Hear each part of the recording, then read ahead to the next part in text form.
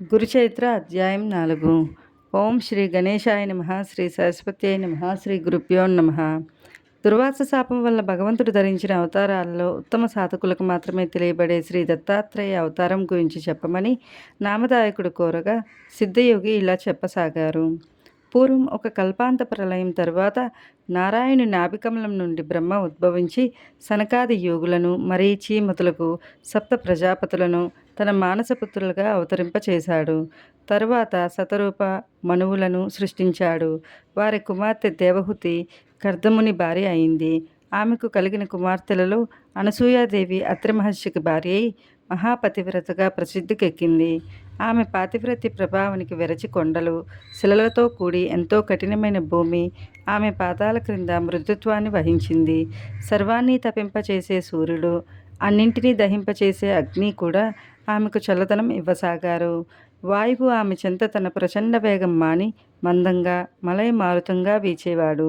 దేవతలందరూ తమ వలన ఆమెకు కష్టం కలిగినా లేక ఏ అల్పుడైనా ఆమె అనుగ్రహం పొందినా అతడు తమను కూడా జయింపగలడని భయపడుతూ ఉండేవారు. ఒకసారి త్రిలోక సంచారి అయిన నారద మహర్షి బ్రహ్మ, విష్ణు, మహేశ్వరుల నివాసాలకు వెళ్ళి అక్కడ అనసూయాదేవి పాతివ్రత్యాన్ని ఎంతగానో ప్రశంసించారు. అత్రి మహర్షి ఆదేశం మేరకు ఆమె వలె అతిథి అభ్యాగతులను ఆదరించే సాధ్వి మరొకరు లేరన్నారు. అప్పుడు త్రిమూర్తుల భార్యలు కూడా దేవతలందరి వలనే భయపడి అసూయ చెంది ఆమె పాతివ్రత్య మహిమను తగ్గించమని తమ భర్తలను నిర్బంధించారు. అప్పుడు త్రిమూర్తులు అతిథి వేషాలలో అత్రి మహాముని ఆశ్రమానికి చేరుకున్నారు. అనసూయాదేవి వారికి ఎదురేగి స్వాగతం చెప్పి అర్ఘ్యపాద్యాదులు సమర్పించి, అయ్యలారా, మీ రాకచేత మా ఆశ్రమం పావనమైంది. మీకు నేనేమి చేయాలో సెలవీయండి. అత్రి మహర్షి తపస్సు కోసం అరణ్యంలోనికి వెళ్ళారు అని చెప్పింది. అప్పుడు ఆ అతిథులు, అమ్మ, మాకెంతో ఆకలిగా ఉన్నది. నీ భర్త ఎప్పుడు వస్తారో చెప్పలేము కదా, మాకు వెంటనే భోజనం పెట్టు అన్నారు. ఆమె లోపలికి వెళ్ళి విస్తళ్ళు వేసి, అయ్యలారా, భోజనానికి దయచేయండి అని ప్రార్థించింది. అప్పుడు వారు, సాధ్వి, నీవు మాకు ఆతిథ్యమిస్తావనని మాట ఇచ్చావు. కానీ మాదొక షరతు ఉన్నది. నీవు కట్టుకున్న గుడ్డలు విడిచి నగ్నంగా వడ్డిస్తేనే మేము భోజనం చేస్తాము, లేకుంటే ఇలా ఆకలితోనే వెళ్ళిపోతాము అన్నారు. వారు ఆకలితో వెళ్ళిపోతే ఆమె అత్రి మహర్షి ఆదేశాన్ని మీరినట్లవుతుంది. అంతేకాక ఆకలితో తిరిగిపోయిన అతిథి గృహస్థుల పుణ్యాన్ని, తపస్సును తీసుకుపోతారని శాస్త్రము. కానీ పరపురుషుల ఎదుటకు నగ్నంగా వస్తే పాతివ్రత్యం భంగమవుతుంది. పరస్పర విరుద్ధమైన ధర్మాల మధ్య తనను చిక్కించుకోజూచిన అతిథులు సామాన్యులు కారని ఆమె వెంటనే గ్రహించింది. వారి విచిత్రమైన షరతుకు ఆమె తనలో తానే నవ్వుకున్నది. తపోమూర్తి అయిన అత్రి మహర్షి సంసర్గం వల్ల పవిత్రురాలనైన నాకు కామభయం లేదు.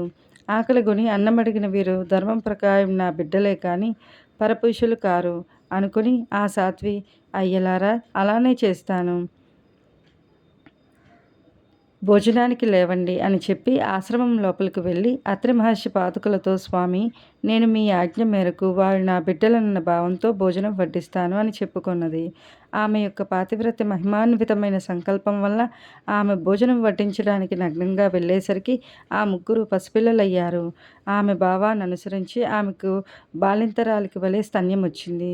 ఆమె వెంటనే మళ్ళా వస్త్రాలు ధరించి ఆ బిడ్డలకు తృప్తిగా పాలించింది. నిరంతరం సృష్టి చేసి అలసినవాడిలా బ్రహ్మదేవుడు, ప్రపంచాన్ని పాలించి అలసినవాడిలా శ్రీ మహావిష్ణువు, జగత్ సంహార కార్యం వలన సోలిపోయిన వానిలాగా శంకరుడు అనసూయాదేవి యొక్క పాతివ్రత్య మహిమను గ్రోలి విశ్రాంతి చెందారు. ఆ మహాపతివ్రత తన దివ్య దృష్టి వలన ఆ ముగ్గురు త్రిమూర్తులని తెలుసుకుని ఊయలలో పెట్టి ఆ జరిగిన కథనే జోలగా పాడుచున్నది. ఇంతలో అత్రి మహర్షి వచ్చి ఆమె నుండి సర్వము తెలుసుకుని ఉయ్యల్లోని త్రిమూర్తులను దర్శించి ఆ రూపాల్లో ప్రకటమైన పరమాత్మను ఇలా స్తుతించారు.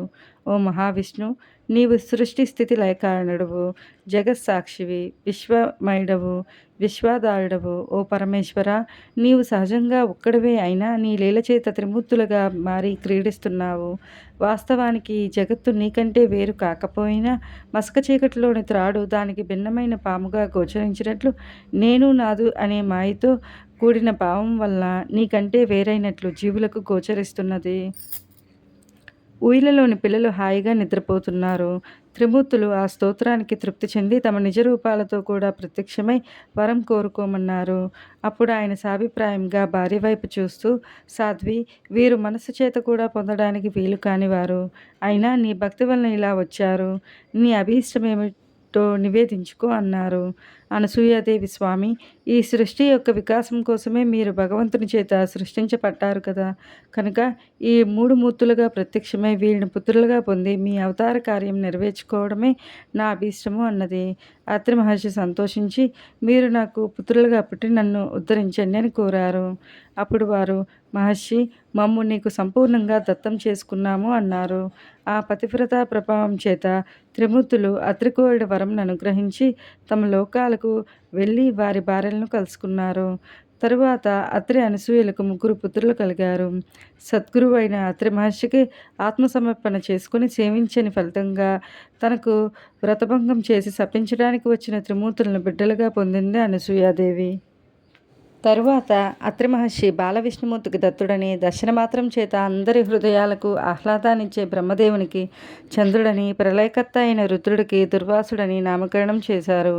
ఈ 3 అత్రి యొక్క సంతానం కనుక వీరిని ఆత్రేయులని, దత్తుణ్ణి దత్తాత్రేయుడని వ్యవహరిస్తారు. ఈయనే సాక్షాత్తు పరమేశ్వరుడు, శృతులకు కూడా అందని సచ్చిదానంద స్వరూపుడు, మానవులకు అభీష్టాలు నెరవేర్చి యోగము జ్ఞానము ప్రసాదించేవాడు, స్మరించిన తక్షణంలోనే అనుగ్రహిస్తూ సర్వత్రా సంచరిస్తూ ఉంటారు. దుర్వాసుడు మిక్కిలి కోప స్వభావం కలవాడైనా ఆయన కోపం కూడా లోకానికి కళ్యాణమే చేకూర్చింది. చంద్రుడు సర్వజీవులను పోషిస్తుంటాడు.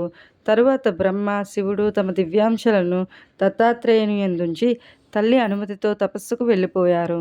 నామధారక, అలనాటి దుర్వాస శాపం వలనే పరమాత్మ అయిన శ్రీదత్తుడు శాశ్వతంగా భూమి మీద సంచరిస్తూ భక్తులను అనుగ్రహిస్తుంటాడు. అసలు ఆయన అవతరించినదే అందుకు.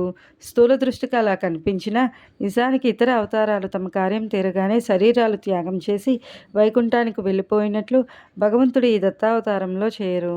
శ్రీరాముడు రావణాది రాక్షస సంహారం కోసము, శ్రీకృష్ణుడు దుర్యోధనాది దుష్టులను సంహరించి భూభారం తగ్గించడానికి అవతరించారు. ఆ కార్యాలు తీరగానే ఆ ఇద్దరు తమ శరీరాలు వదిలివేశారు. కానీ సర్వజనోద్ధరణం అనే దత్తావతార కార్యం సృష్టి ఉన్నంత వరకు కొనసాగించవలసిందే. కనుక దత్తస్వామి అవతార త్యాగం చేయకుండా నిత్యము భూమిపై సంచరిస్తూ ఉంటారు.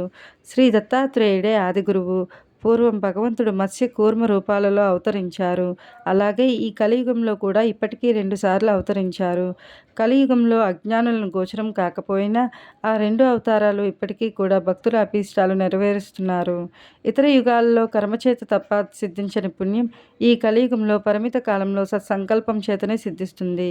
కనుక ఇట్టి కలియుగంలో జన్మించి బుద్ధిపూర్వకంగా శ్రీగురుని ఆరాధించి తరించడం ఎంతో సులభము. అట్టి అవకాశం పూర్వ పుణ్యం చేత నీకు లభించింది కనుక నేను చెప్పే గురుకథలు శ్రద్ధతో విను అన్నారు సిద్ధయోగి.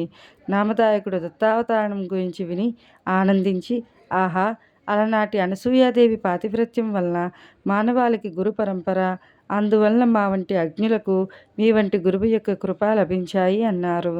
శ్రీదత్తాయ గురువే నమః. శ్రీ శ్రీపాద శ్రీ వల్లభాయ నమః. శ్రీ నరసింహ సరస్వత్యై నమః.